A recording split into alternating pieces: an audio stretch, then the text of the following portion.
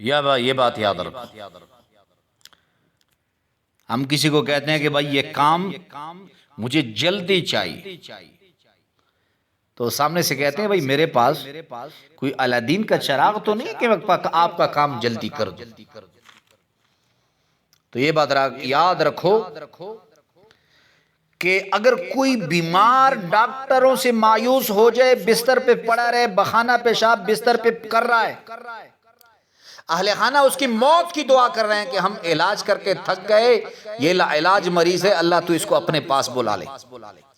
تو یاد رکھیے ایسے مریض کا علاج پھر وظائف سے ہی ممکن ہے، لیکن اگر کوئی صاحب الوظائف ہو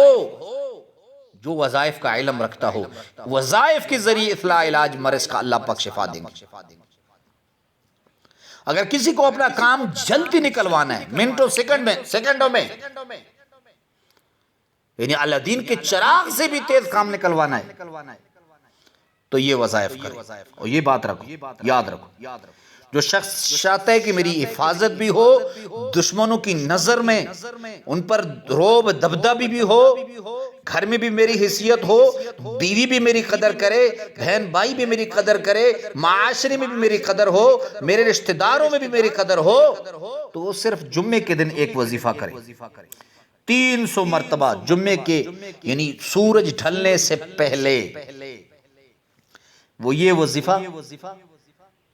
300 مرتبہ پڑھے۔ کون سا؟ یا اللہ یا واحد، یا اللہ یا واحد، اللہ رب العزت اسے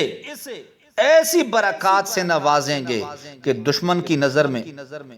دشمن پر اس کا رعب و دبدبہ ہوگا، بیوی محبت کرے گی، جس کام میں ہاتھ ڈالیں گے اللہ رب العزت اس کام کو پورا فرمائیں گے،